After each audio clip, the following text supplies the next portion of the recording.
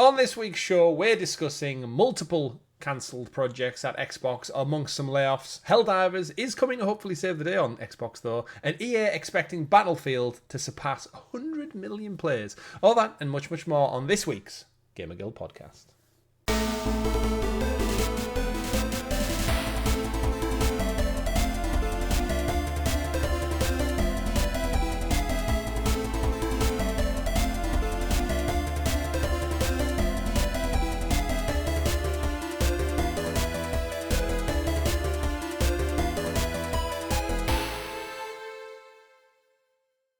Good game, everyone, and welcome back to your weekly gaming podcast, the GamerGuild Podcast, where we get together to round up all of the weekly video game news for your listening or viewing pleasure right here on youtube.com/GamerGuildTV. Yes, that's correct. And available up there in the digital clouds on your podcast platform of choice. Your players for the week are myself at Arcane Rogue Chris and my man of many pixels, Mr. Richie. Welcome back. Hello, everyone. Hello, indeed. I don't know why I slowed down on that part. I think I went to say Gamer Guild, and then my brain was like, do you say podcast or TV? And I was like, I almost like forgot the name of the channel. We're almost at 100 episodes, folks. Don't worry. We've not locked it in just quite yet. But we do have a great show lined up for you all. The rain is here. The weather is here. We're trying out some drinks. Well, you're not. You're trying out a drink that you know. Thatcher's Blood Orange. It's Friday. We're having a little party tomorrow, a little soiree. Casa de Richie. Delicious. I'm trying Taurus Blood Orange, which is a little special. Never had it before. But I'm a big fan of Thatcher's Blood Orange. So Thatcher's Blood Orange is made by taking oranges and a Thatcher, a guy fixes roofs, mixing the blood of that guy in with the orange. And that's made from cow blood instead, because cow blood's cheaper than human blood. Taurus. What is the Pokemon called Taurus? Yeah. With the weird tailing. Yeah, Blood Orange. Not as good. Good.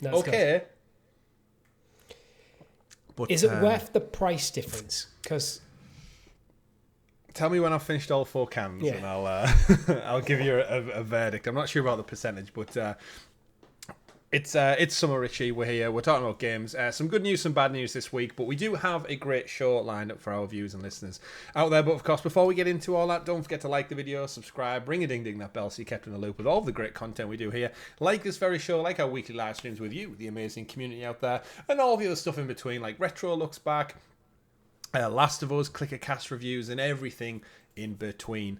Follow us on social media at GamerGuildTV. We do have a merchandise store with a couple of things. I think I mentioned it last week's show, but Spreadshirt, who supply all of the stuff, they are looking at stripping back on content, materials and stuff that has been popular.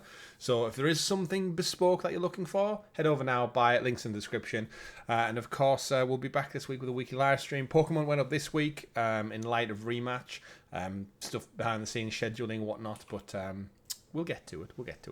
Thank you very much to all of our members, of course, the Guild Heroes. You support the channel. And but we like to begin every single show, Richie. Episode 99, as I said, so we've got a bit of a milestone next week. Episode 100, we'll figure something out for that as well. We were going to do something like live during the day, but it clashes with like my wife's birthday. We're going out for the day, and ultimately, friends come before podcast. So apologies, because we did say we were going to do. We did actually have something lined up for a full day stream, and then stuff got cancelled behind the scenes, and we ended up having to rearrange. We were working on it, but then plans got moved around, and unfortunately, we weren't going to hit the date. So. Yeah, but you're still going to get episode 100, which means we are 61 away from catching up with the Sounds of Stadia podcast. So still a year and a bit to go, but I'm sure we'll get there with your fantastic support. Richie, we like to begin every show with talking about what we've been playing recently. So what have the past 7 days had in store for you? It is just been more Expedition 33. Never. I'm getting close to the end. I've got to the monolith. Hey, you're getting there. Yeah, so I'm pretty much, I think, right at the end of Act 2. Because you have, when you first get the monolith, you have the boss fight. Mm-hmm. And then you get freedom to explore the inside of the monolith, don't you? You certainly do. That's where I'm at. That's where I've left off. Right. I have a... That's more notes for you, really, so you've done... Yeah, I get it. I finished it, so this week I went... I got to like what I would call the end game, but I didn't know if I could push on towards like the final scenes, or there was like a point of no return. So thankfully our wonderful members of the Discord server said to me, no, you can complete the actual full campaign story, and it kind of resets you back to just before the final fight to go and explore, which was good because it meant I could kind of see through. I felt like I had like my foot on the pedal, but reluctant to go ahead because, and especially if you're trophy hunting, you don't want to kind of miss that point of no return and realise that you have to play through another 40 hours to catch up, and this game is quite linear in that way. But yeah, having an absolute great time with it.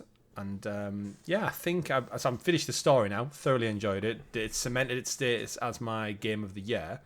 And now I need to just get to the clean up, the mop up, the grind, and level up. I think I'm about level 66 across the board now. 66. And I've still got a long way to go to get to 99, I think, is the final level up trophy. So bit of graft, bit of grinding. The game has gotten a little bit like repetitive now. I'm in that grind phase. I was looking at some guides and stuff because I saw you talking to Discord, and there's different areas have different like people have put together guides for different like level recommendations for different areas. Yeah. So if you just look, it might just be a case of if you just progress through the additional areas, you'll probably be okay. Yeah, well, I did message Tom about it because obviously Tom has the platinum trophy in this game. It's also his game of the year up there with Altered and a couple of other things, Blueprints. So he's been, again, since he got his PlayStation Portal, that lad just games non-stop now. But yeah, in terms of Expedition 33, I do want to ask you a question regarding it. Pictos. Yes. Do you use them? Yeah. Right. So this is where I think I have ultimately screwed myself. So I didn't. You're not using one of the biggest mechanics of the game. Right. So hear me out. So when they introduced them right back, I don't know, like an hour into the game. Yes. I feel one of the reasons I've traditionally not really enjoyed classic JRPGs is because it's mechanics on top of mechanics on top of mechanics. The complexity. And I think in the moment when it introduced Lumina points and introduced Pictos and it introduced this and that, it's not Pictos I'm talking about, it's Lumina points, sorry. Not Pictos, Lumina points. And it introduced kind of linked. Yeah, and they go like, oh, here's some Lumina points, you'll get these throughout, and whatever it told you in the brief tutorial part. But then I got back in, I kind of skipped all the text dialogue on the screen because I was like, I'll figure it out. Went through it, skipped it, and only now, Act 3, having finished the whole story and getting to my grind, I was looking at something to do with someone was talking about like stacking your abilities or something, like make the perfect set list or something. Yeah. And again, not really in my wheelhouse. I was like, right, I'll have a look.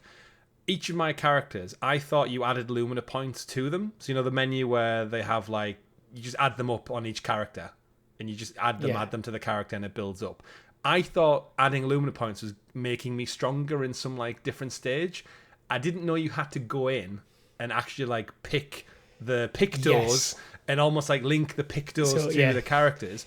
So having played this game for probably 45, 50 plus hours and inevitably completed it, I've just discovered mere hours ago that actually you can stack these Lumina points to share basically the Picto quality amongst your whole team. So things like double turn and gain AP on hits and parries and stuff, it was literally just the individuals who had them stacked, and I had spent 0 out of a collective 600 Lumina points which I had, which means nothing to people who haven't played the game.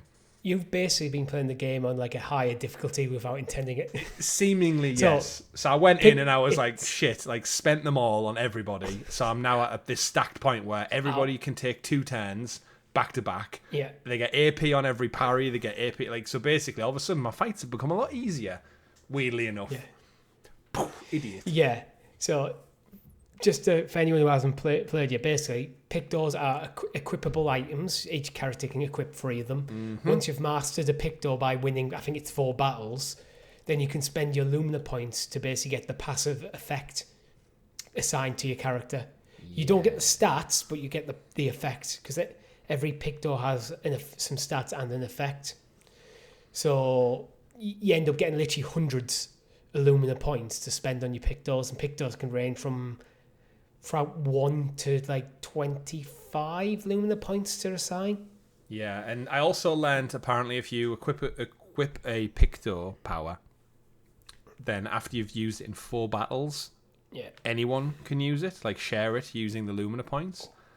Yeah, that's what I mean. Once you've kind of mastered them, you can assign them. So didn't know about that. So yeah, I kind of watched this tutorial video on YouTube, and he kind of broke it down. And the guy even in the tutorial video did say, as soon as games like start using terminology that's not like English, I think my brain just goes like, well, I don't know what a picto is, I don't know what a lumina is. It makes sense and things. Yeah, in amongst all the other assets, whereas like traditionally you'd call it maybe like, I don't know, boosters or add-ons or upgrades, skill tree stuff. Yeah. But then, yeah, it's just there's a lot going on at once, and I think it became a lot of text on screen, and my brain just went, skip. You know what I think part of the problem is? A lot of RPGs, I think, very much dumb down the mechanics nowadays to very, very basic. Even things like Final Fantasy like 15 and 16, their mechanics were relatively basic. So JRPGs do traditionally have that kind of steep learning curve to understand the mechanics. But once you understand them and master them, like, you can see how all the different synergies between like all the different pictos can. Yeah, again, in hindsight, really useful. Completely. Like, but then I think at the time we introduced them, you're also being told about like gradient attacks and then status effects, and I'm doing battles where there's like all of a sudden I'm healing my character and they're dying instantly, and I'm like, okay, something's clearly going on here, and then you get curse power, and then there's just so many like elemental things, and everything's like numbers and statistics. I think it's like a bit of an overload for my simple brain. And it was only like many hours after I was like, I thought I'll go back to it and just have a look at what these picto things are. Because even when you look at the menu, it default selects 3 of them for you. So I think I must have just glanced at the menu and went, I've got some equipped, and I guess I'm doing okay in the fight, so I won't look too much into it. And then in hindsight, I'm like, I'm missing out on like double stack for burn, double stack on health, like all this stuff that's made. Well, let's face it, it's going to make my cleanup a lot easier because I've essentially just leveled up insanely well for the fights now. So, like with my L, I've had like being able to set, like do burn damage on using a gun, which then helped me turn into virtuos stance much quicker. Yeah, without having to like things like that, with quicker setup. Yeah, so, it's things like that, and just... Yeah, so lessons learned. If you are currently playing Expedition 33, maybe look at your Lumina points and your Pictos, because it might help you out, funnily enough. It might help you out. I do have a criticism of them, though. There's way too many. Yeah. It's overwhelming, because you have to... Because I've been trying to make sure I master every single one of them. I feel like I'm constantly making slight tweaks to my build, and then occasionally when I get back to camp, I just delete and just go and unequip everything, and spend 10-15 minutes just resetting everything back up, because there's just so many of them. Yeah, I've read in my adventures. I've read stuff about like the perfect build that essentially means you can like almost like one-shot enemies or kill them before they even get a turn, like by stacking things. So you take the first turn. And then you also take 2 turns back to back, and you block them from their first attack. Like loads of stuff. Where it's like it's so granular. I don't think I have the mental capacity for like even looking into that kind of stuff. I just want to enjoy the game and have fun. I fully confess, I'm not, as much as why I don't mind the complicated mechanics and stuff, and the synergies. I don't like having to min-max my build to be perfect.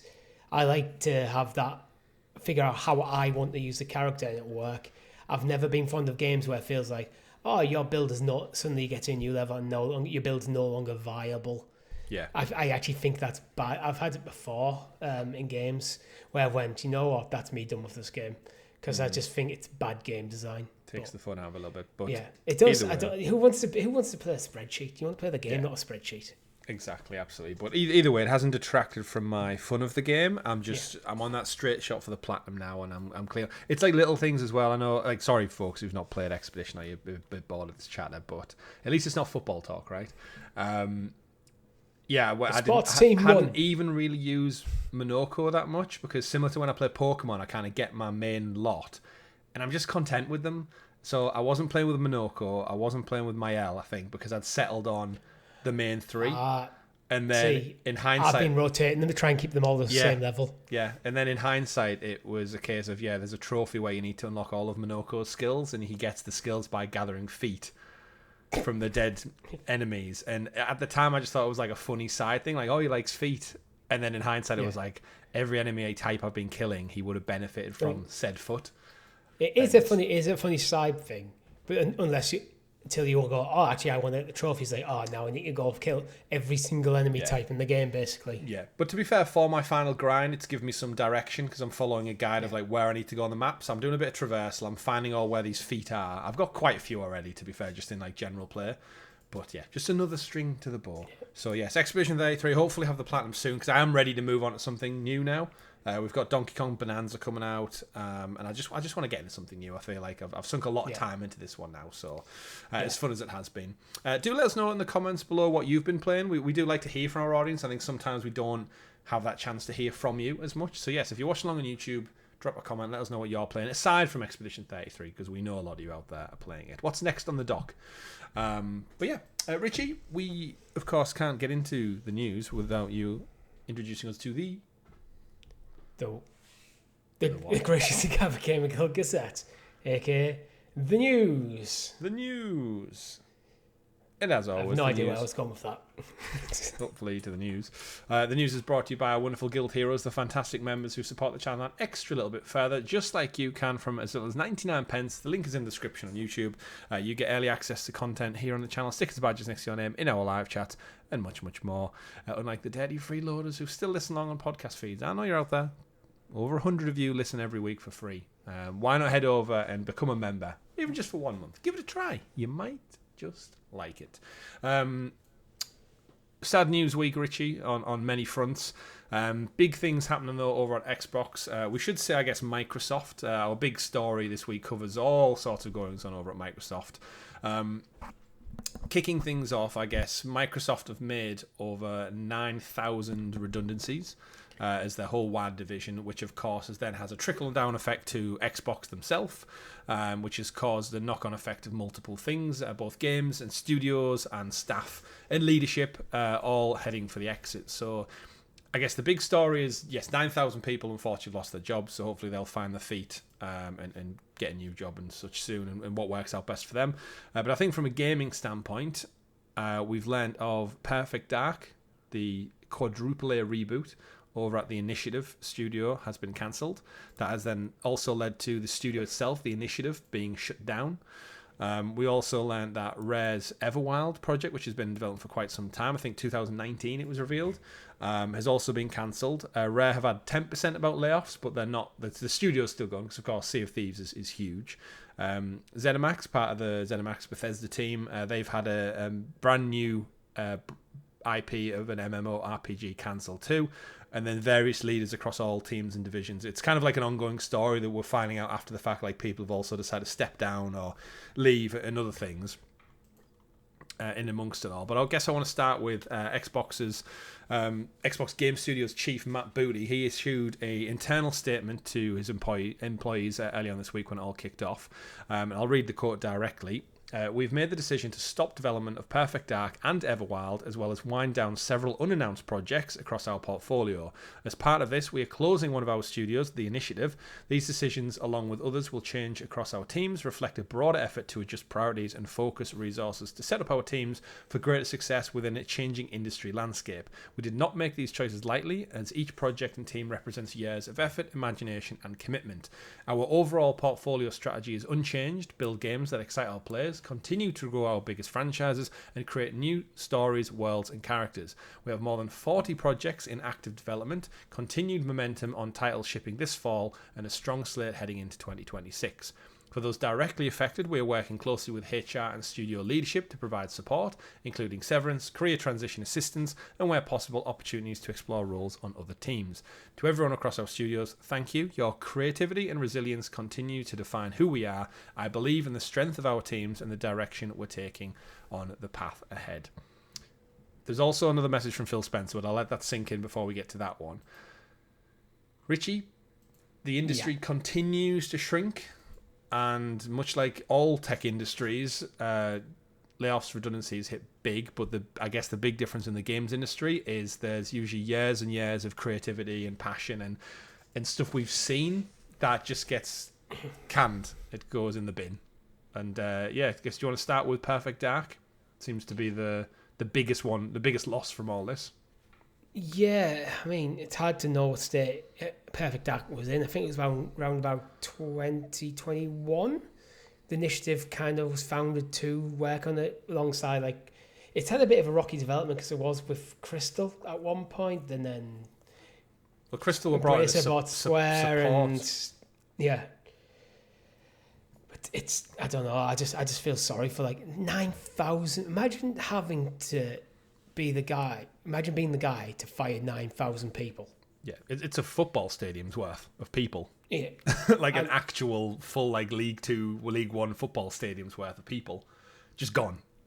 I know it does say like restructuring and we'll find, and I know sometimes these companies like part of the law. I think especially in the UK, I'm not so much about the US, but yeah, if there's job opportunities available, those people who are at risk of redundancy take priority in open vacancies in terms of like getting them an interview and stuff like that. But your talents might not necessarily line up with those vacancies. So great if you're a designer, applying for a job in like a different department doesn't really mean much. It's a creative industry. So you talk about people who might have put like 5-10 years into a project for it to be pulled overnight, seemingly without notice, and they go, "Oh, we'll help you find another job within the company." You just might not want to even stay at a company that treats you like that. And you might not. I don't know. I don't see a positive lining for how the management have handled this at all, to be honest. Yeah. I think it's cutthroat. I think it's bad management. If you have to do this, then you haven't been managing your company properly. Yeah. You'll not convince me otherwise on that. Like, unless a massive catastrophe happens, all of a sudden that you could wouldn't be reasonable for you to predict. I do think this is bad management, and this comes down to the leadership at Microsoft. Yeah. It goes back not just to at Xbox, at Microsoft. Yeah. And ultimately, it's the creative people who are working on the games, making stuff that we love. They're the ones who are suffering from this. Yeah, it's annoying on multiple fronts because, of course, Microsoft, I think, just had like record shares as well. So it's like a company that literally rakes in billions. Where this is very much a PR speak. It's full of just nothing. Yeah. Really. And it kind of double hits when you see like members of the chair board and such take bonuses home in the millions. It's like, well, just a percentage of their bonus could have kept all these people in jobs for years to come. Not a single person in the Microsoft leadership team associated with Xbox, associated with this decision, should take a single penny in a bonus until every single one of them 9,000 people find it suitable re-employment.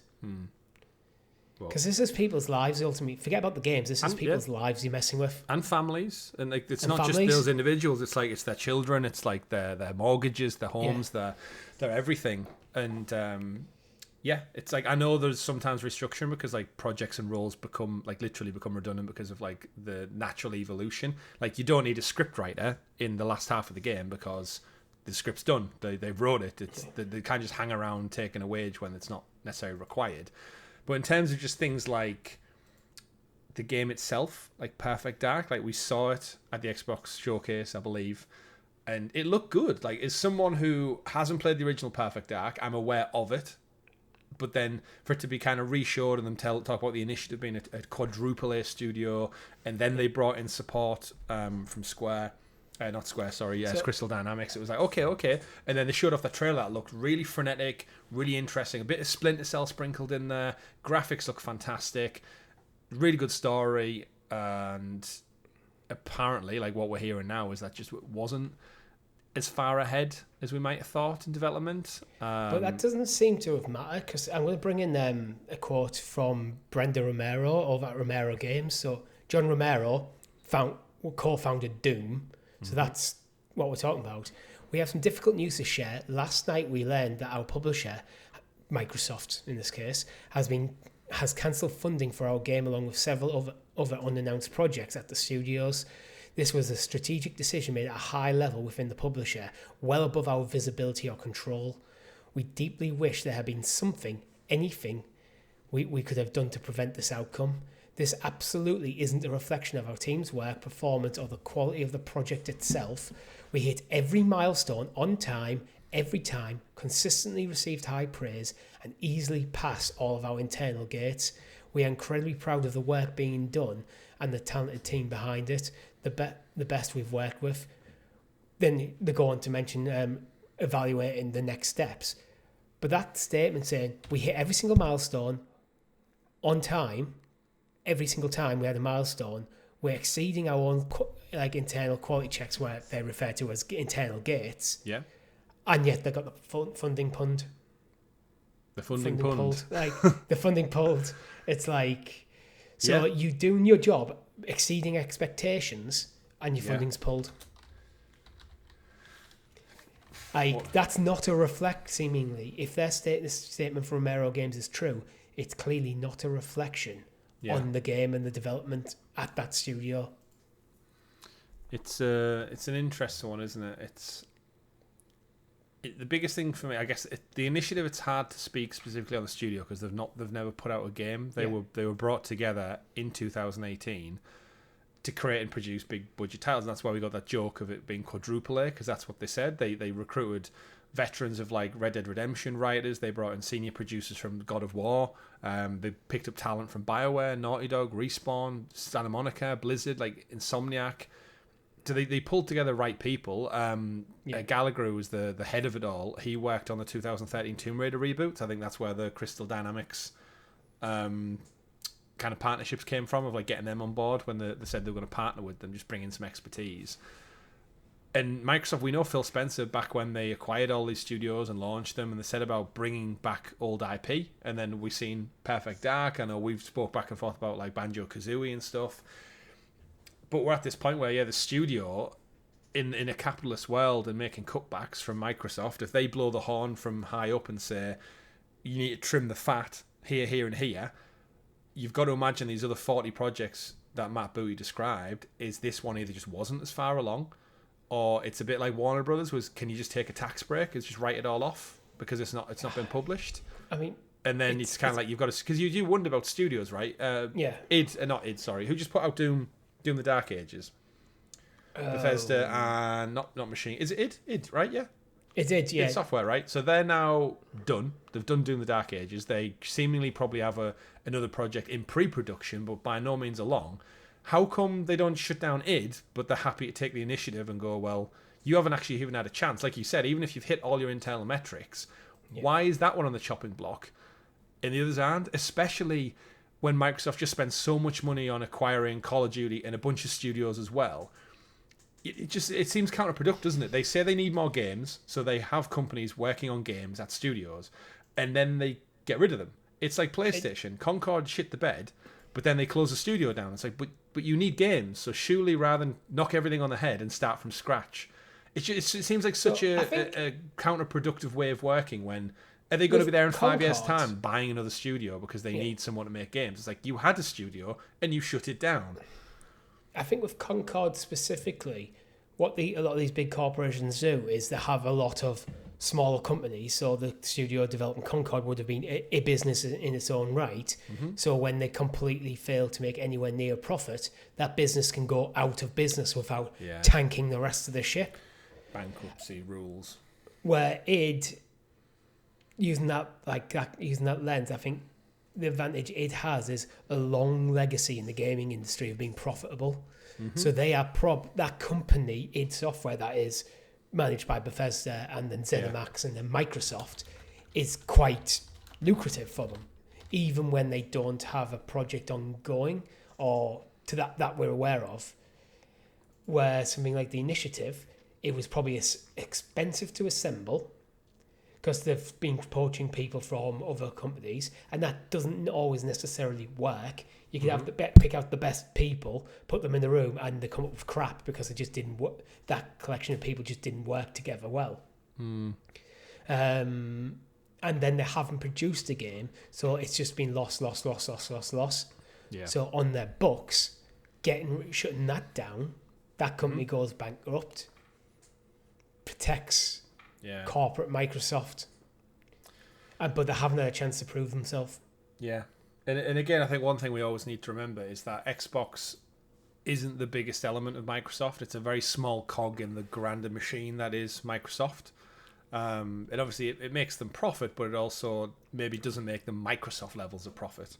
Yeah. And we've seen that. And again, Phil Spencer, he always gets like a good bit of praise because he's one of us, he's a gamer, but ultimately he's the leader who's in charge of this business going bad. And I've seen loads of discourse back and forward of saying like these projects are just getting way too out of scope, their budgets are insane.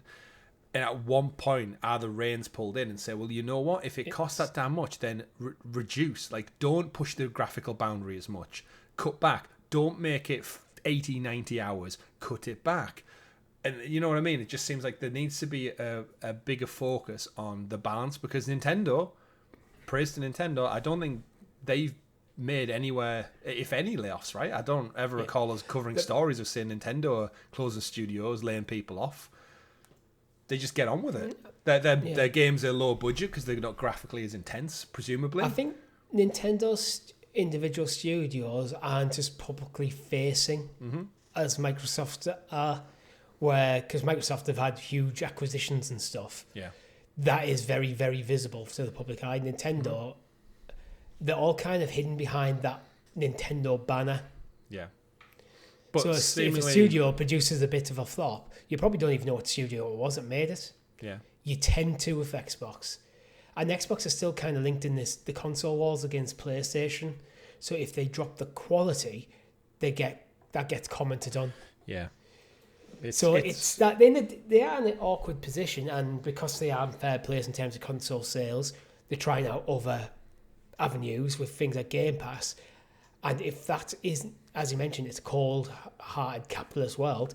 If Game Pass isn't bringing in the numbers, Microsoft are seeing this as a drain on their bank accounts in what is ultimately, from their looks to them and their investors, as nothing more than a passion project. Yeah, that's probably the unfortunate reality. All that being said, I would not have went into work. After sending these, if I was in Matt Booty's position and having to make these decisions, I think I personally would have walked. I mean, again, at what point do you draw the line? It's hard, it is hard to know, because I don't have all the information that he does. He might have just been in a situation. This might be literally what needs to happen to save Xbox as a brand. But I don't think I could ever be the person to fire 9,000 people overnight. Yeah. I just couldn't do it. I think I would walk and go, mention leadership. It was like, sometimes I think leadership is going, no, these are my people. Yeah. If you insist on them going, I'm going as well.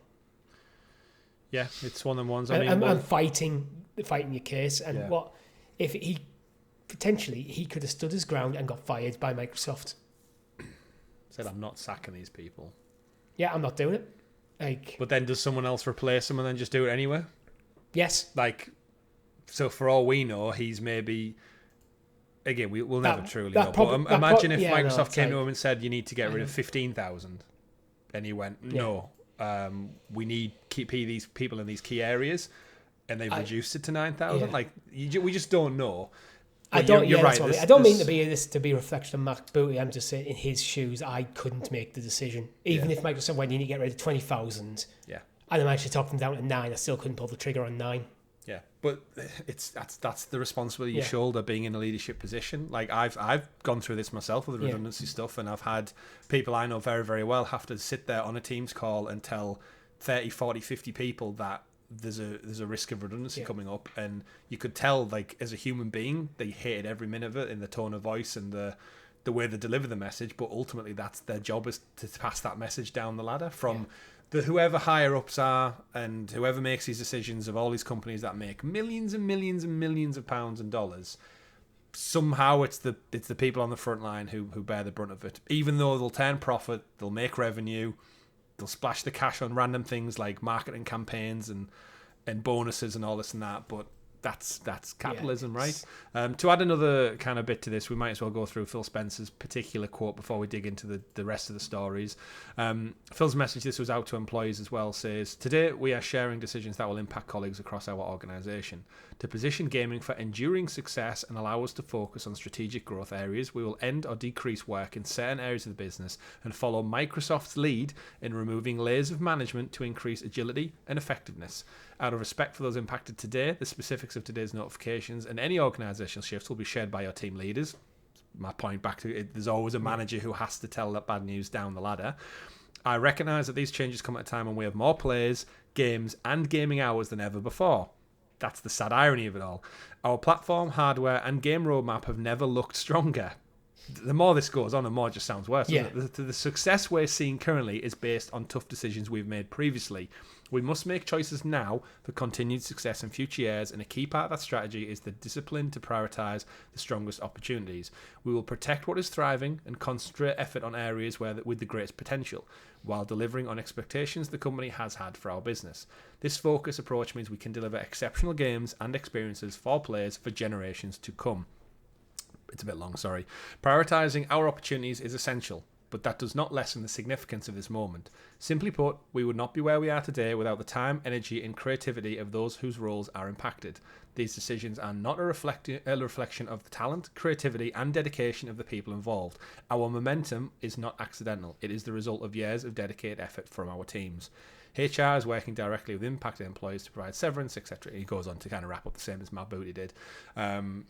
And he encourages them to explore positions across Microsoft Gaming where applications will be given priority review. So that goes back to my point I said earlier on. Yeah, it's written nicely, and he does. It's almost like, thank you for your service. Here's your gold watch, but ultimately, we have to make these cuts. Like it's not only, I guess, that it's the morale of the teams, right? Like if you work in a team that's been constantly, because I mean we've had layoffs since lockdown now. It feels like for the last 5 years of us covering the industry. It's just been layout. Like every other week, there's a story of like studio does this. It's probably why I'm feeling so strong about this one, because it's a huge one, and it's another huge one. Yeah, 9,000, and we'll get into like the specific details of the particular studios, but you do just wonder, like, what's causing this? Is it higher expectations? Is the bar set too high? And I mean, we're going to talk about later on, but EA expecting like 100 million people playing Battlefield. It's never hit them numbers before in its entire existence, but some dickhead on the board of directors wants more. Which, oh god, and that's. Do you want to go into that story? Actually, I mean, I think we'll keep with the Xbox stuff for now because it's all self-contained and bounces off each other. But to bring it back to the games, in particular, Perfect Dark, Richie, where were you at hype level wise? Because again, I'd never seen it, I never played it before, but that trailer really got me. Knowing it was coming to Game Pass as well, I was going to check it out. I was looking forward to it. So, as a big N64 fan, there's literally one behind me. I don't know if it's on camera or not, but it's behind you, though. We believe you. Yeah. I've never actually played the Perfect Dark, but it was kind of the spiritual successor to GoldenEye on the N64. So I'm very much interested to play a kind of stealth action shooter that has its roots in like something like a GoldenEye. Mm-hmm. Well, I'm not going to play it now, so. But yeah, I know my hype level is probably not as high as some people know Discords, but that's because I've kind of been quietly waiting to hear and see more and get closer. Because we have seen one trailer. I was probably waiting to see, like, okay, getting closer to the time. Let's really see what this game's going to be. Yeah. It's a shame. Yeah. It's a shame, and of course the Initiative studio never really had a chance. And I think it's highlighted, isn't it, by the success you see in other areas. And I think recently, I know we talk about Expedition 33 a lot, but a team of 30 odd people formed a studio, got talent in from all over the place, did what they needed to do. They found people like their music producer. I think they found him on Reddit.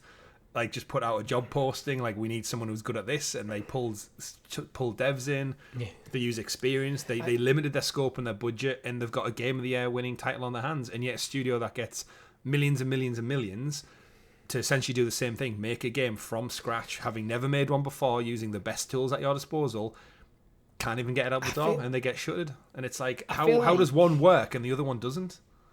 I feel like sometimes Expedition 33 has been a huge success, but the risk involved was relatively low because it was a smaller studio. They just started. If it fails, don't make any money. Right? The expectations were lower. I'm going to bring in Ubisoft because I think this kind of sums them up, where the studios have become bigger and bigger and bigger and bloated. Ubisoft as a corporation have wanted to get the games out quickly, and bigger and bigger and bigger. So the team has scaled up. And I think in the creative industry, the more cooks you have in the kitchen, the more less creative it becomes. That creativity almost becomes sterilized by having more people. You're not giving the people the opportunity to come up with creative ideas. So this is why I feel like Ubisoft games sometimes feel like they come off a production line because there's probably so many people working there. So the studios become overly bloated, but then because the company's paying so many wages, they become more and more risk averse, which further hems creativity. And then you get them producing games that are absolutely good. Absolutely, they're good games. Yeah, but they're never great. They're never exceptional. There's no risk involved. Expedition 33 is a risk that paid off. Microsoft feels like Phil Spencer's been quite happy for studios to take risk, follow passion projects, and the result might be what we're seeing here. If they haven't made enough money, Game Pass could be a big part of this. The reasons for this. Yeah. I don't know. It's hard. It's complicated. A lot of the growth of these studios may have grown. We saw actually with CD Projekt Red, they scaled up massively for Cyberpunk, and then the quality was lacking on launch. Yeah. So there's something. This is where I think it comes back to mismanagement of the studios, being sometimes overly ambitious, either with the scope of the game or the timeline or combination of the two. So you bloat the studio, which sanitizes creativity, which means then when the games come out, they're a bit lackluster sometimes. They don't earn as much money. Well, in terms of Perfect Dark, it might not be the end. For all we know, Microsoft might sell the studio, the property. Like we're aware of this happening. Remember, it happened with Tango Gameworks. They put out Ghostwire Tokyo. They did Hi-Fi Rush to critical acclaim. And then they still got closed. And then if you remember, Krafton, who the PUBG team, they stepped in, bought Tango Gameworks, announced a sequel, and it's seemingly ticking over in the background for a couple of years, and we'll see the fruits of them labour. So I pull that specifically because the voice actress, Alex Regan, who's been doing all the behind-the-scenes voice work and mocap, presumably for Joanna Dark, she put out a couple of tweets saying Joanna is resilient, determined, creative, caring, strong. Agent Dark doesn't give up, and neither should any of you. It's been an honour to work with the talents of the initiative. My heart hurts for everyone affected by today, but like Joanna, we will rise again. And then she goes on to say, like, a couple of people have been reaching out and floating ideas on a timeline. So yeah, speak up if you want to see it survive. So I'm guessing she's trying to get some traction as a voice actress. The benefit of that role is, I guess, once her voice work's done, she was never attached to the studio permanently. She was just an employee for voice actor work. But you know what? If she can get some traction on that, I'd like to see it. I mean, she can still just go and voice act somewhere else. That's what I'm saying. True. Like, but her role beyond this is still... She was never going to be at the initiative probably beyond this game. Yeah, but how much has she been paid? Well, she might have only got a fraction of the contract. Yeah, I'm sure there's something in that saying if the game doesn't launch, you don't get don't get something. But she's done the work to potentially produce a full game and got paid pittance. Yeah. So hopefully it does. You know, the initiative, like again, the talent there. If someone steps in and says, you know, we'll have all of these guys, and if you're giving the IP away as well, we'll take that too. To be honest, I kind of hope, and those affected do kind of like go, you know what, rally together. Want something here. We've got to add some good ideas. We can't do what we're doing because Microsoft own that, and they might not release it. Perfect Dark is probably an IP they probably keep hold of, but we could do a spiritual successor to Perfect Dark. Mm-hmm. We can make the game that we want. We're just going to pull together. We'll find investment from outside. Yeah, and we'll do our own thing. Absolutely. Start something new. Start something new. You love to see it. So hopefully we'll see something. I know, again, Al Davis music and stuff in our Discord would love to see it especially. So yes. Moving on to the next element of this, I guess in terms of all this, we also had Rare's Everwild, which was revealed a few years ago.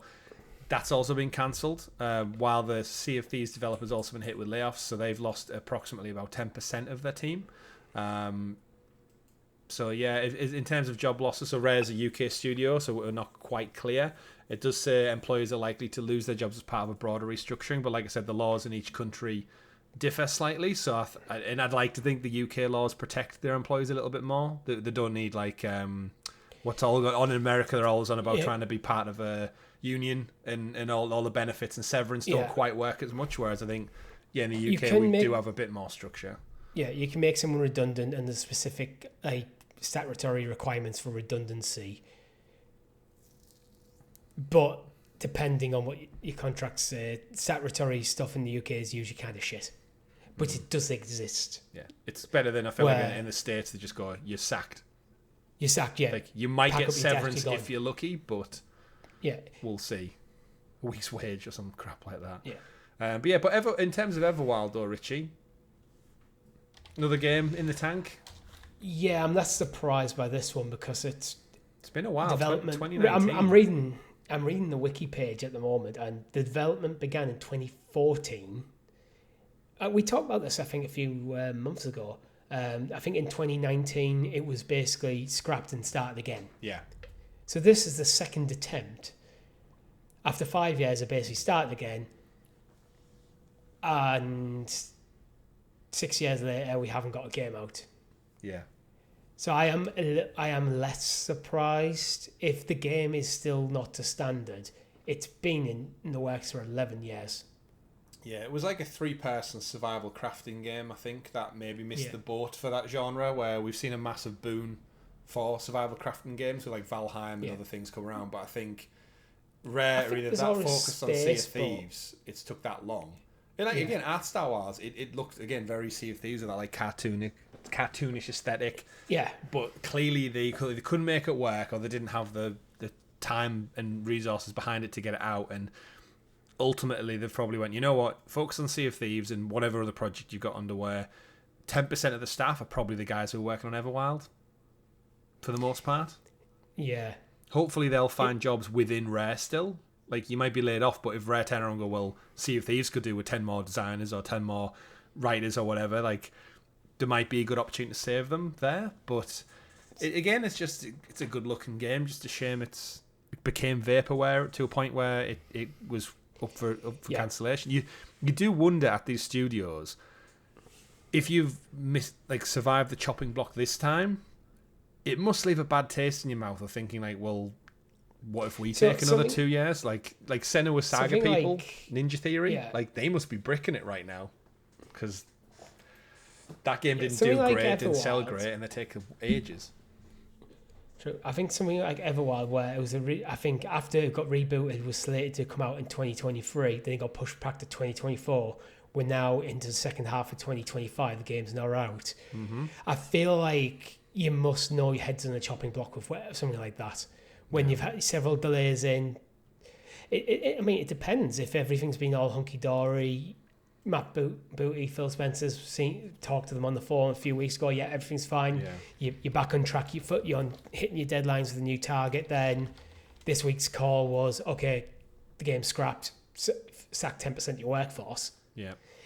It's hard to know how quickly this decision went from, you need to hit this next deadline, otherwise you're gone, to all of a sudden you're gone.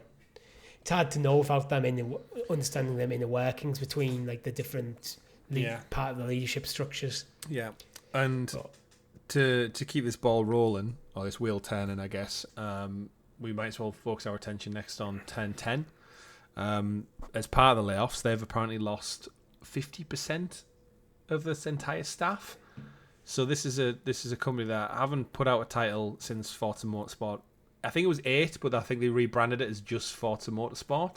And I think we know that Playground making Forza Horizon has been the more favourable of the two kind of, because obviously Motorsport's like the more simulation, like Gran Turismo-esque, and Horizon's the more arcadey style branch of that franchise. But Horizon, where it's seen huge success, it's now had ports to PlayStation 5 really successfully. It sells numbers. It's one of the top Game Pass titles all the time. To then flip to Motorsport, who should have been their 10 coming up, to then suddenly lose half of their team. They've essentially, it looks like they've became a support studio. Like, you can't knock it, like, surely... the team is? It'll be somewhere. So, I mean, I've got numbers for 2014, which is not worth talking about. Okay, you mean the game or the studio? Like how many? The studio, because I'm just trying to figure out how big 50% is. Because if you got a 10-person team, 50% isn't that many people. I mean, it's got to be big enough to put out a AAA first-party studio game. So right. I can't imagine it's small. Tom Warren at The Verge is reporting that it's 70 people are let go. Right, so about 140 strong then.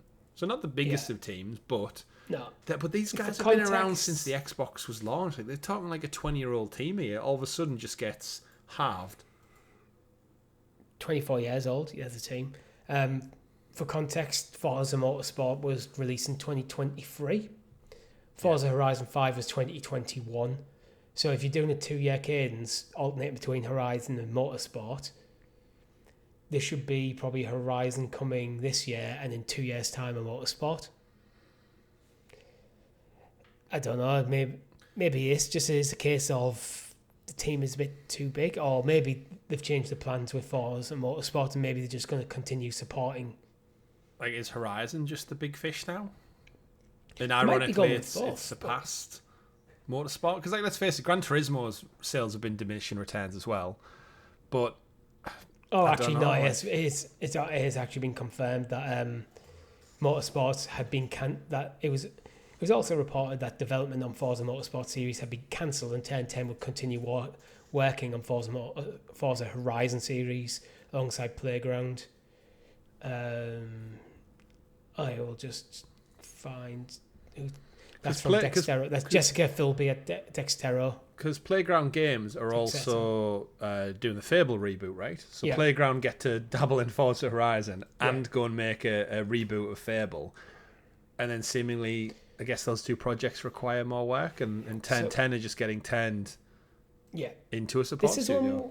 This is one where I feel when they talk about restructuring stuff, where sometimes it just feels just like corporate speak to kind of justify horrible decisions, where they might actually be telling the truth rather than having two studios alternate between games. Have both studios work on the same game, and when it's done, move on to the next one. Yeah, it seems. So it might just be unfortunate that Term 10's game is further out. You know what the hardest part, the most unfair thing about all this is, back to your point you were making about 20 minutes ago, is just you can be successful and hit all your metrics. Forza Motorsport reviewed 84 on Metacritic. So you can put out a great game and seemingly it does nothing.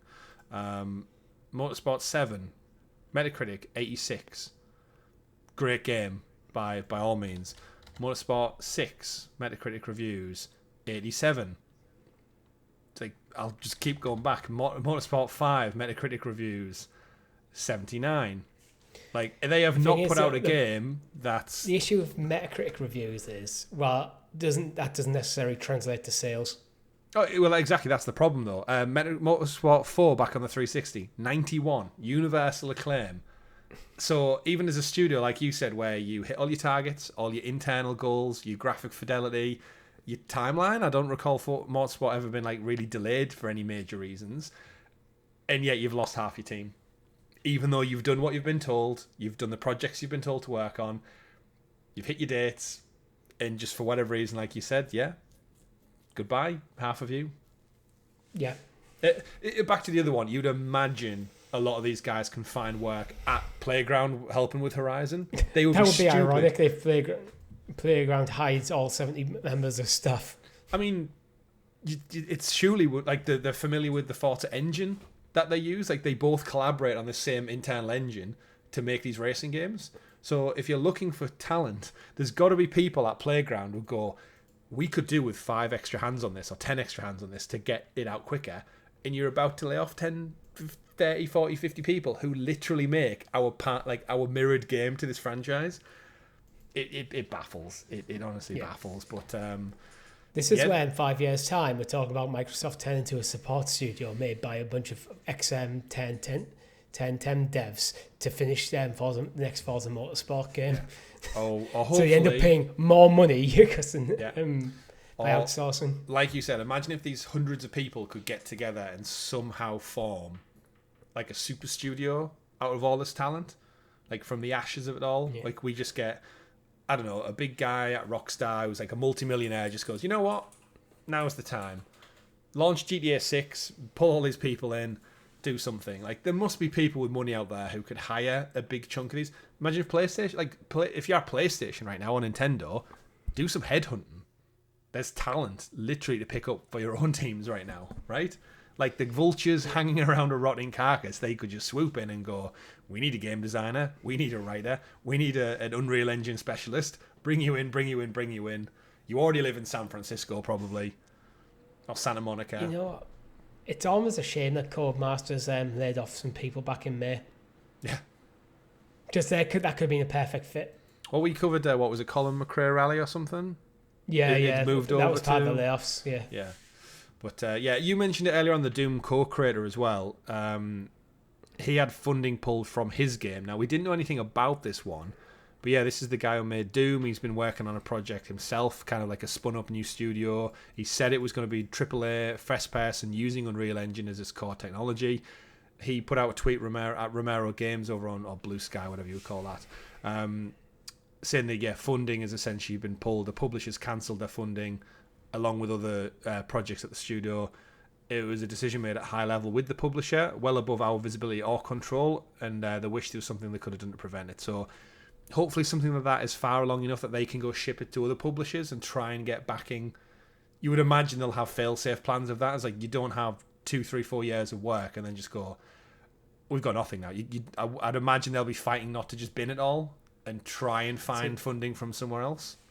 I'd say this is a good example of leadership. They just stand up there and going, look, we're having problems now because funding was pulled. Was completely out of control. We had no idea it was going to happen. It's not our guys' fault this happened. Yeah. As a leader, you stand in front of your team going, you know what, this wasn't us. This was someone. This was you guys over there. What was that Dragon game that had the plug pulled on it as well? It wasn't Dragon Age, Dragon Fire, Dragon Stone. It was an Xbox game, Dragon Heart. I can't remember what it was. That was a similar one where it was a project that was like well fancied and then just absolutely went. But yeah, I think I guess there's the MMO RPG at ZeniMax. This was from the team who did Elder Scrolls Online. We don't know anything about this. Any care to hazard any guess as to what this may have been, Richie? You thinking of their expertise? Well, ZeniMax. What does ZeniMax have? So Elder Scrolls, obviously, is a big one there. Fallout, but they've already got Fallout 76. That's still going fine. Could be Starfield, something like that. Well, they said it was a new IP, so it'll have been something new. But I'm thinking of their heritage and what they're known for.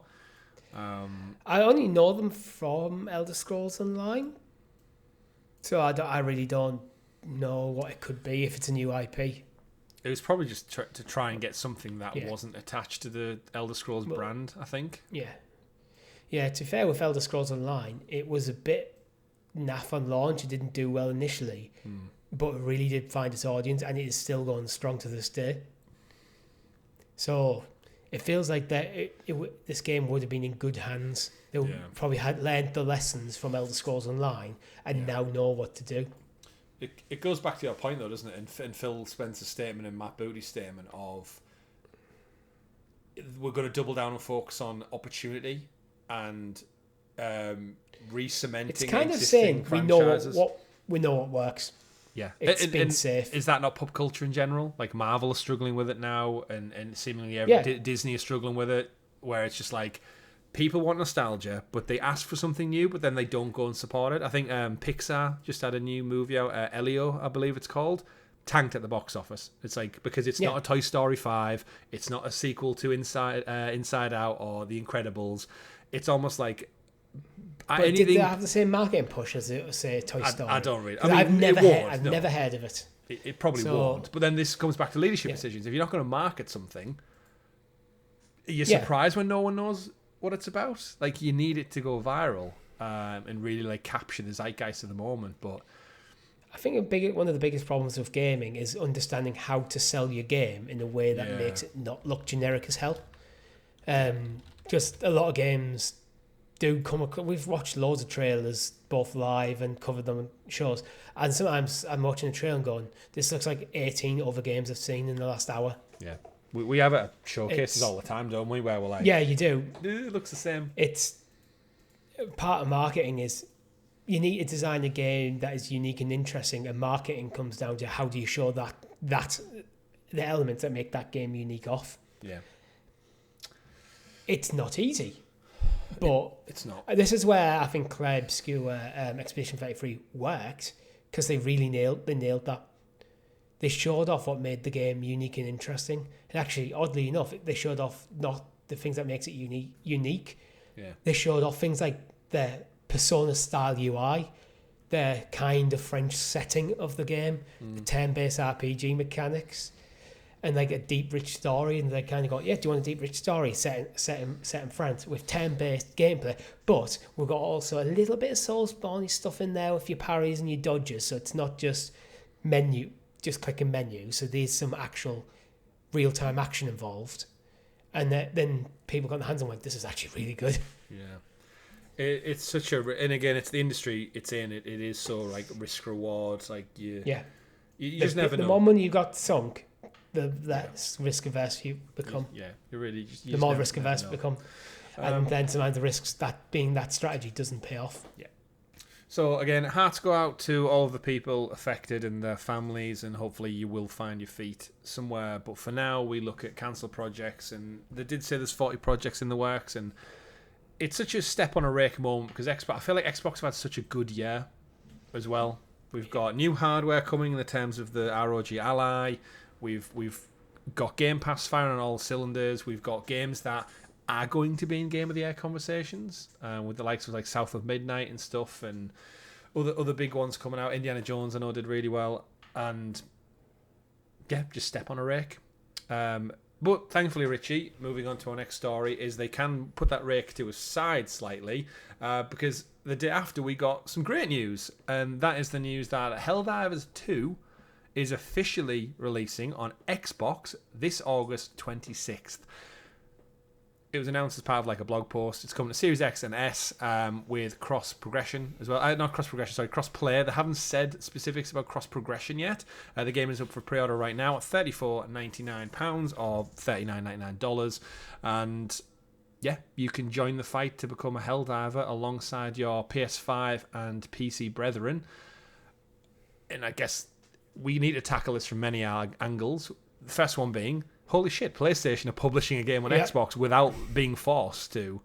The only title to have done this prior to that was MLB The Show, but that decision was very much made by the MLB League and said that we will take the franchise off you if you don't publish this on multiple platforms. And Sony, if you want to renew your license, you need to put this game everywhere. Yeah, you can have a sport title that's exclusive, and Sony went, okay. And then Sony San Diego, I think, do MLB The Show. They just went, yeah, crack on, and they put it out on Switch, and they put it out on Xbox, and everyone was like, oh, it's so weird.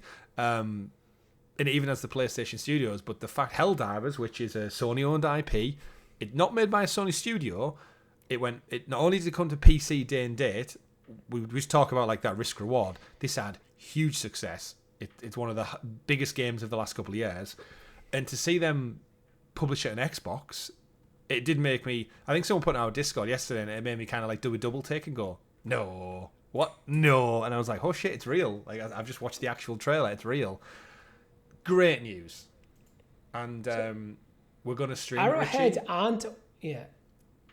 I'm not. Yes, you are. You are. I'm going to subsidise it with company money if I need to, because we need to play this together with our community. You're not getting away from it. I've sanctioned it right now. If people can super chat or or join as a membership and say Richie needs to play Helldivers. Help me fund this £34.99. There was a rumour that it was coming to Game Pass, which would have been the ideal win. But the studio directors definitely shut that down and say, no, never come to Game Pass, not part of the agreement. Confirmed already. I wonder, because Arrowhead isn't owned by Sony. No. So that's probably one of the things that made this happen. But it almost feels like, oh, Microsoft, you're having a bad week. Would you like one of our games?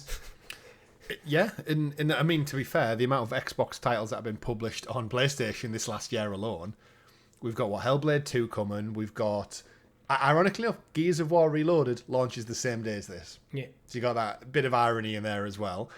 We've had Indiana Jones come over. What else have we had this year alone? You got Platinum in it recently? Can't think of it. Oblivion Remaster came over. It's just Xbox are very much everything. Yeah. Sea of Thieves, Pentiment, like everything is trickling over. There's only Halo. There's literally only Halo we're waiting on. Forza, the previously mentioned one. But for this now to go the other way, we've seen PlayStation do it with Horizon Lego Adventures went to the Switch, but it didn't come to Xbox. So that's why we're like, okay, Sony are willing to play with family-friendly Switch, but they're not willing to go to the, I guess, arguably biggest rival in that space. Now they are. And does this mean a change in tack for Sony? I still think we're a long, long ways off seeing things like God of War and Spider-Man on Xbox, because you'd imagine diminishing returns on smaller player base.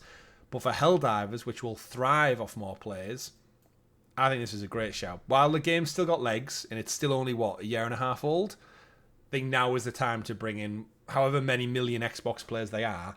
Now is the time. And I think it had such a viral zeitgeist going. I think bringing in a whole new platform is going to boost this. If they line this up with like another big content drop as well, then it could be huge. But yeah, looking forward to it. I think this could be Sony testing the waters out. Helldivers is a good one for them to experiment with, because they are struggling quite a bit with the live service games. Mm-hmm. Marathon's just been delayed. Concord just never took flight. Yeah. Let's experiment with a game that we know is working well. Stick on Xbox, because at this point you're probably not seeing too much in terms of regular sales. It's probably just ticking over from in-game purchases at this point. Let's put it on Microsoft, see how it does. Take that data, analyze it, and see, okay, maybe live service games would be a bit more friendly towards Microsoft. Yeah. I completely agree. And I think it's a good test bed because Helldivers is a known quantity as well. Yeah. You've got to think of the investment time to go to Arrowhead and go, look, port it over, we'll see how it does. As opposed to going to another studio who maybe haven't put the game out, going, well, we don't know how well this game's going to do yet. Yeah. So we can't really go multiplayer. But this might set the precedence for like every PlayStation multiplayer title going forward might come with an Xbox release a year down the line or so, if this does well. And I think it will do well. I don't think there's any reason why, if you're an Xbox player, you wouldn't look at this and go, oh shit, Helldivers was huge. And you either have to go and buy it on PC or get yourself a PS5. I think there's a good bit of groundswell there. You know what would be actually a kind of awesome move from Sony? If the day it came to launched on Xbox, so August 26th, they also put it live for PlayStation Plus members. Yeah. We're going, your PlayStation Plus games for September 2025 are Helldivers 2.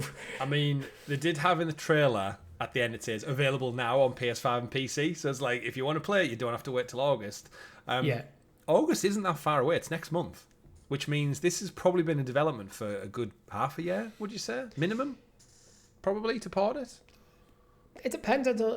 I think it depends on what engine they're using, how complicated the porting is, when it's ported over, what the bugs that have occurred from nothing are. Well, you kill the how bugs. Much optimization. Yeah, you do. But sometimes that takes time, Chris. It does. It takes time and democracy to do it. Yeah.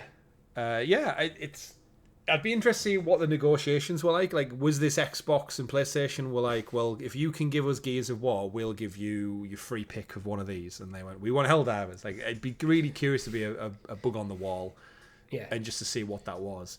You'd have Helldivers, Concord, and Marathon. Yeah, shit. The key win though, the easiest win imaginable, is drop it on Xbox. Master Chief skin. Come on, like I've seen a TikTok video going around just today. I'm sure it was made a year ago when Helldivers was huge, because the outfits they wear look so close to Master Chief. And Doom Guy could be another easy win. You can have fun with it. And it shows you like Helldivers getting killed left, right, and center, and it's like, what do we need to do? And then you see the kind of squadron comes on in the earpiece, and it goes. And it's like a quote from Halo, like a famous quote from Halo, and Master Chief drops in on a hell pod, and he comes out and he's like, holy shit, and he helps him up off the ground. There's all explosions, the people are dying around him, and it plays the Halo music, and it's like, like I'm just getting chilled even just thinking about that, and I'm not a huge Halo fan. Of like, that would be so cool.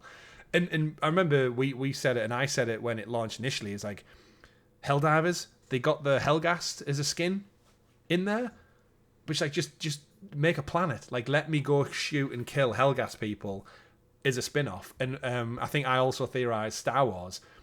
Literally Helldivers, give them clone troopers or stormtrooper outfits, drop them into a planet called Geonosia or something, and go kill the aliens. It's part of the Republic fighting off the separatists. Droids, just let me go kill it en masse with my buddies with a Star Wars skin. And I can't imagine like these deals aren't happening where Disney are like, just give me the same game again, but with a Star Wars skin, and it would work. Give me the same game again, but with a Halo skin. We had Halo Wars, that was like an RTS kind of similar, but it's just such a good platform. And yeah, I can't wait for August 26th to see all the new Helldivers come to fight for democracy, Richie. You know what I think might work better than, say, Halo? Gears of War. A Gears of War crossover. Yeah. You've got the Locust in there. Yeah. And if we're playing through Gears, they drop in pods. Mm-hmm. Yeah, you literally do. You're right, yeah. It just works so much. As long as you just have killing people, a team, and a multitude of enemies, it works. Because the gameplay loop is so... 3. In Helldivers? 3. But that suits Gears as well. It does. But I have heard them saying, they're looking at, like... They've referenced it a few times in not the trailer, the... Arrowhead, Studio Head put out like a video saying like, you've been asking for backup, you've been asking for reinforcements.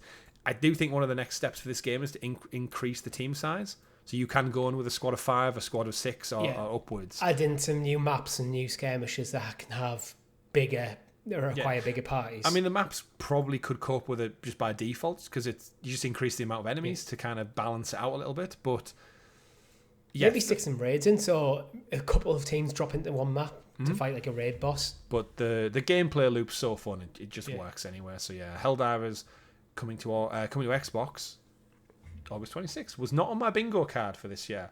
One of the things that was on my bingo card though is Donkey Kong Bananza is almost here. It comes out in a couple of 2 weeks time, I think, just short of 2 weeks time. And there've been some early previews this past week. Influencers and news outlets have got hands on it. And just wanted to read a few messages from this just to give you an idea. Starting with IGN, they say it might be the Switch 2's real killer app. And I quote, "It turns out that swapping out a mustachioed plumber for a tumbling hairy gorilla is appropriately transformative.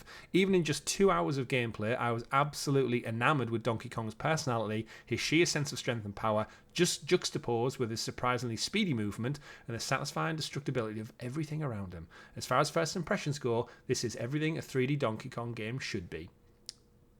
CNET said it's their killer ape, not killer app, killer ape. Nice. The Switch 2 was already excellent, but it feels more vibrant now. With a few more big exclusive games like this, the Switch 2 is going to become a must get for a lot of people. Actually, that moment might already be here with Donkey Kong Bananza. I guess we'll pull one more from VGC. And obviously, we've got Eurogamer, actually. Eurogamer says, there's much to do here with a good amount of variety. The best thing I can say, in fact, is that the 3 hours I had with the game absolutely flew by, even if I spent much of it doing a lot of the same wrecking ball actions repeatedly. Time's flying is always a surefire sign that something is good. So this formula might just be a winner. So Donkey Kong's the one for me where I actually think I'm going to enjoy it more than Mario Kart. Yeah, Mario Kart's perpetually installed in the system kind of game. Yeah, it never leaves. It just sits there in the background. But it's it's Donkey Kong is you're going to play this to completion sort of game. Yeah, go around and collect. I think they've basically swapped out. Is it stars in Mario Odyssey you collect for bananas? Moons? I think it's moons. Oh, it might be moons. I'm not too sure. I was actually tempted to get Odyssey this week. I saw it on sale somewhere. But the problem with Nintendo sales is they're not quite sales. I think it was still like 54 quid instead of being like 69 or whatever it traditionally was. Give me like a Ubisoft sale. Drop it down to like 10, 15 quid and I'll buy it immediately. Or that, that'll work. I'll take it. Yeah, I'll just lend you it. Do I need a virtual card? How does that work if you give me the physical card? I think I've got the physical card. You could just stick it in your Switch and it should work. Yeah, sweet. That's I still need to find my old Switch. All my cartridges. The virtual cards are for digital versions. All right, cool. Yeah, well, I will do just that. And yeah, a bunch of other things. But in terms of it, it just looks fun. Like, again, I don't have any real attachment to any Nintendo property outside of Pokemon, so. But I'm willing to. I'm open to. Like you've seen as we've grew this channel together, how much stuff I've never played before and I've absolutely fell in love with. JRPGs, never thought of. Final Fantasy and Resident Evil. I mean, look at me playing Expedition 33, a game that I probably would have never looked twice at a couple of years ago. And thanks to our adventures together in the gaming world, getting a little bit of everything. But it just looks colourful. It looks bright. Honestly, it's also one that I think as my daughter gets a little bit older, she'd probably like to run around as a giant ape and just mash buttons, and there's no real risk of dying or like imminent threat. It's just colourful animals running around and having fun, right? I mean, we'll see. It's a puzzle platformer. Mario's always had stuff in there, but he is an ape. It should be fun. Yeah, he's an ape. He's not a monkey. But I mean, most of the early reviews, and I think the major publishers have only got a couple of hours hands on. Yeah, but almost unanimously like really excited. Yeah, I think what vibes I'm getting actually is Astrobot. Like it's just got, because he's so quick and he can jump quite high. It's got that kind of just 3D momentum to it. Whereas I think they said in one of the reviews, didn't they? Like he's just quick. I think that's it. It's like as long as he feels fast and frenetic, it feels good to play. Yeah, and you can punch through things, and it's got a quirkiness to it as well. It's bright and vibrant. So I'm sure it's going to look amazing on the Switch 2 screen. Looking good, Donkey Kong. Next story up on our list is going to be Neil Druckmann stepping away from his Last of Us TV adaptation. He's moving to completely focus back on Naughty Dog, as is his Part 2 co-writer Haley Gross, which we referenced the two of them many times on the Clickercast podcast. You should go check it out. It's an amazing show.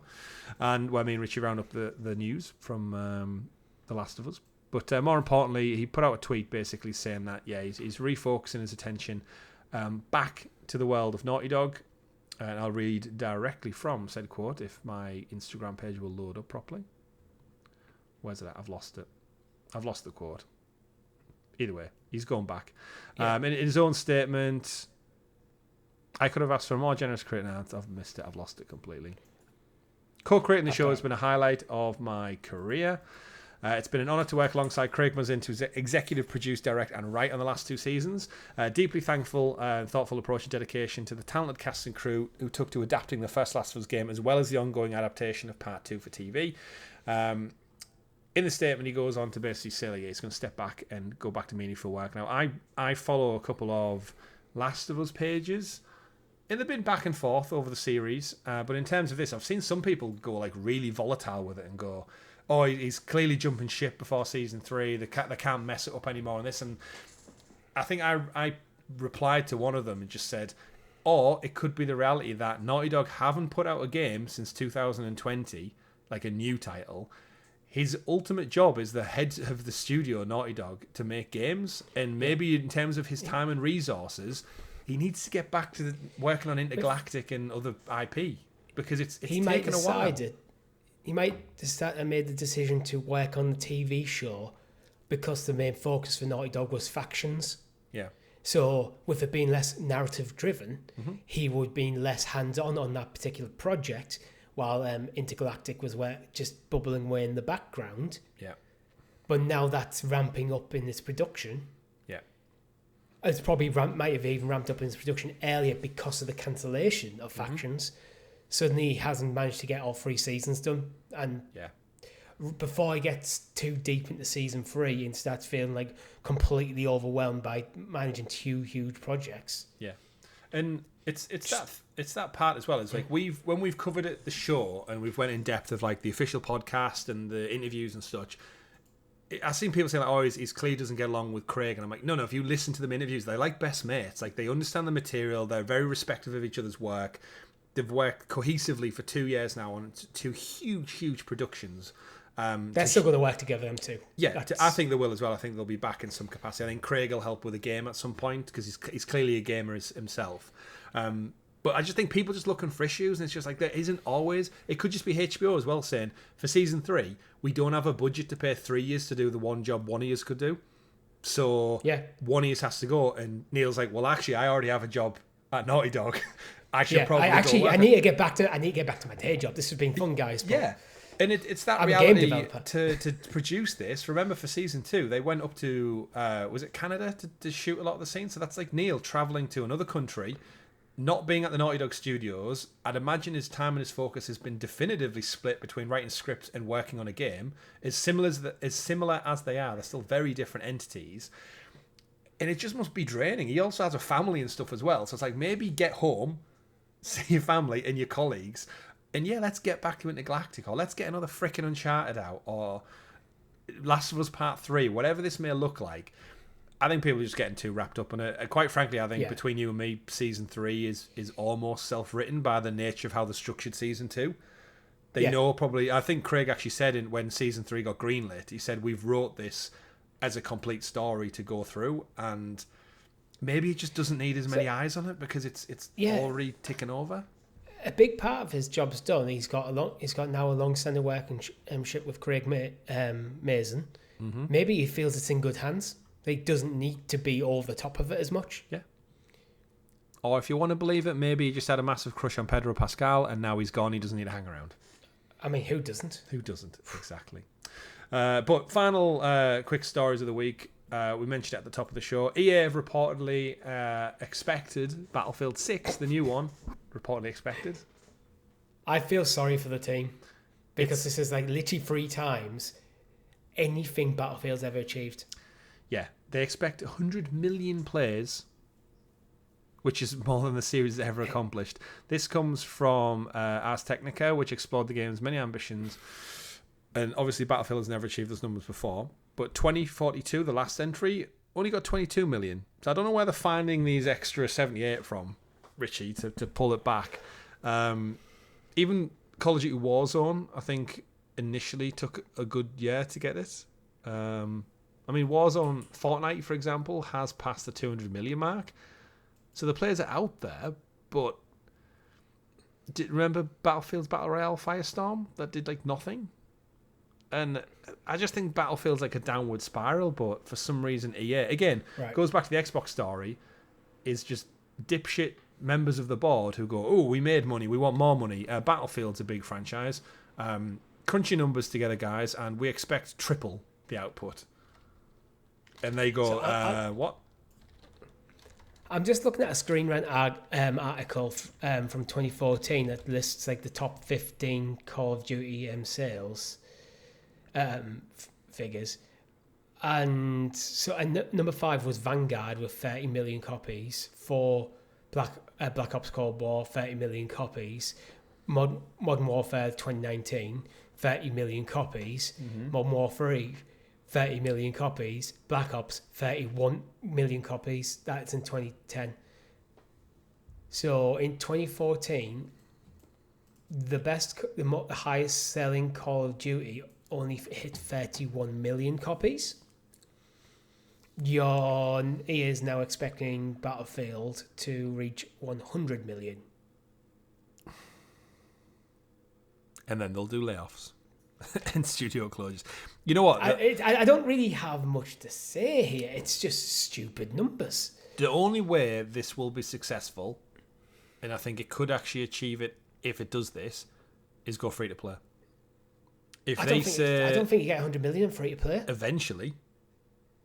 if they support it, because like remember when 2042 came out and they ditched the campaign and all my interest in it disappeared immediately. Yeah. And then we played it and it is a fun game, but they were asking for £60, was it? I think at launch, and I think our big counter argument was like, well, Warzone's free, so why would I pay for this experience when I can get pretty much the same thing in a better quantity from Call of Duty? And I think that's where Battlefield's always struggled. But I think if they go, right, we want to hit 100 million, make it free and support it and keep bringing events and keep bringing. So it's like you might get the players, but you might not get the revenue. And that's the risk, isn't it, that you do? Is you go free to play, there's no coming back from free to play. It's like it's out there in the wild, and you have to rely on DLC, seasonal stuff, skins. And that's what makes it worse? What makes it worse is Battlefield 5's Battle Royale mode, Firestorm, failed to meet expectations. Mm-hmm.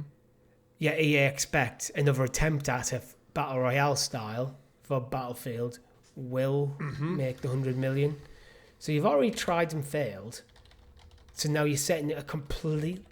I mean, fantastic if they do achieve it. Yeah. I just feel like this is a number that some corporate dickheads pulled out of thin air without doing any real market research. Because it took me 30 seconds to find a screen and an article detailing Call of Duty sales. I mean, that may not be the most accurate information out there. Yeah. But for ballpark, it's good enough. Like, realistically, I think anything over 30 million is ambitious. Even 30 million is probably ambitious. Yeah. You're setting your team. I feel like you're setting your team up to fail, and I feel sorry for the team. We'll have to wait and see, won't we? Yeah. I'm intrigued by it, but at the same time, I think that it's laughable numbers, and I think we'll probably be sat here in 2-3 years' time going, DICE have laid people off here, and Criterion have laid people off here because EA expected triple. Have EA been taken over by Square Enix in terms of setting expectations? I mean, they're always disappointing. We're disappointed with the performance of insert game here. What are you going to do? And then our final story of the week, just a nice little fun one here. Tony Hawk of Skater fame is celebrating his 30th year partnership with Tony the Tiger. That's right, the world-renowned skateboarding hero Tony Hawk was in a 1990s advert for Frosted Flakes, or Frosties I think they are over in the UK. And I quote Tony Hawk, "I've been a fan of Tony the Tiger since I was a kid. It was an incredible journey from originally doing stunts as Tony's stuntman in an advertisement campaign where I think he did essentially what would have been mocap for being the tiger in the advert, to reuniting over 30 years later for Tony Hawk's Pro Skater 3 and 4. That's right, Richie. And to back that up, not only does it come out imminently, it's on Game Pass as well, there's going to be a Tony the Tiger skin and skateboard available in game. Is it a skin or full playable character? I don't quite know from this article. But it's got to be full playable character. Their random friendship is still going all these years later. So, yeah. When was the last time you had any Frosties? Like, do people still get Frosties? Like, let us know in the comments that you were a Frosties cereal kind of guy. I think that occasionally has Frosties. See, I've totally switched. I'm like a Kellogg's Crunchy Nuts kind of guy. I don't really eat that much cereal. I don't either, to be fair. My problem is one bowl is not enough. 2 bowls is way too much. Yeah, not enough to sustain you. Yeah, and then by the time you've made yourself 1.5 bowls, there's nothing left in the box. Yeah, I mean, I get the Crunchy Nut clusters, and they are very much. I think it's like 2 bowls, and I'm done. Yeah, and it's like, well, great. I'm a fan of porridge. I like a bit of porridge. I am, but I can't be bothered to make it. Especially if you get like a little bit of... I just get the sachets that you just like add some milk, chuck in the microwave. Yeah, it still seems like a lot of work. I just usually pour milk on it and it's done. It's not quick. You can't get anything quicker than that. That's why toast is the right faff on as well. Yeah, toast. Just eat the bread dry from the bag. Straight in there. No, actually, that bread's too complicated. It's got a bag. It does, yeah. You can't get that damn sticker off it half the time. But yeah, what your hype levels at for Tony Hawk's 3 and 4? It's coming up, and it's your type of game. You love the 1 and 2 remake. I love the 1 and 2 remake. I'm a bit down on it because they're changing the format of how 4 plays out. I mean, it's on Game Pass, so I'll still play it. So. Yeah. Give it a go. But again, as I mentioned earlier, with Mario Kart being an always installed game, that'll be Tony Hawk's. Tony Hawk. I'll play it quite casually here and there. And maybe for the soundtrack as well, because the soundtrack's always great. Oh yeah, soundtrack's awesome. And you know what else is always great, Richie? This show, and we like to round out every single week by looking back at this day in video game history. We're recording this on July the 4th, so happy Independence Day to all you dirty Americans out there who just didn't want to hang out with us anymore. So celebrate your independence. Your loss. Just ask yourself this: in the 250 years since, is your country any better off now, or worse than it was back then? That's a terrible thing to. Don't hate me. I'm only playing. We love our American friends. You know across what? The pond. We need America to start to celebrate Redependence Day. Redependence Day. If you ask nicely, we will come and save you from your current governmental leadership. We'll just come over and then fuck it up worse. We'll even bring our red coats. We all, as Brits, we all have a red coat in the locker ready to go because we're dirty lobster backs. Yeah, you get given one when you leave school at 16. Yeah. It's like graduation, which you're all familiar with. But yeah, happy July the 4th. Celebrate your independence, set off your fireworks, and have fun. And get drunk. Be merry. You know what? And celebrate. Independence Day in New York is fantastic. I'd imagine it is. I do have a big question. Now we're looking at this day in video games. Why is no independence-based game came out on July the 4th? It seems like such an easy win for sales. It's not... It looks quite a quiet day, actually. I wonder if it's because it's Independence Day, a lot of companies just avoid it. Well, don't they have the whole weekend as like it's kind of Independence Day, and then it goes into isn't a lot of stuff happens like Americans like sports stuff going on, family stuff. So maybe parades. It's just traditionally a great day to release a game because of all the other stuff that isn't game related. Yeah, I've got nothing. Nothing on the only one I've got, and I'm not sure if it counts, is Raid Shadow Legends, but I don't feel it counts because it's not really a game; it's a marketing campaign. Yeah. I've never known anyone play it. July the 5th, there's nothing either really. Soul Calibur 2 in the arcade. Yeah. July 6th, Pokemon Go. 9 years ago on July 6th. I mean, there you go. That's a biggie. One of the biggest. Changed the world. Revolutionised. It did. It changed the world. It made people go outside, touch grass, quite literally, and invade churches, cafes, public areas more than ever before. But yes, it got people walking, making friends, and catching Pokemon. But that's all we've got time for this week on episode 99 of the GamerGuild Podcast. Thank you very much for tuning in. If you haven't done so already, don't forget to like, subscribe, ring-a-ding-ding that bell so you kept in the loop with all of our great content, like our weekly live streams where we'll be back this week playing something with you, our wonderful community. Shout out to our wonderful guild heroes, the members of the channel who support that extra little bit further, whether you are celebrating independence or not. You could celebrate by clicking join below from as little as 99p, stickers and badges next to your name in the chat, and exclusive early access. But more importantly, you support a small 4-person friendly team of people who like talking about games. We've done so far 470 episodes in total, 99 for this particular iteration of the show, but we'll be back next week celebrating 100, the big 100. We'd love you to join us.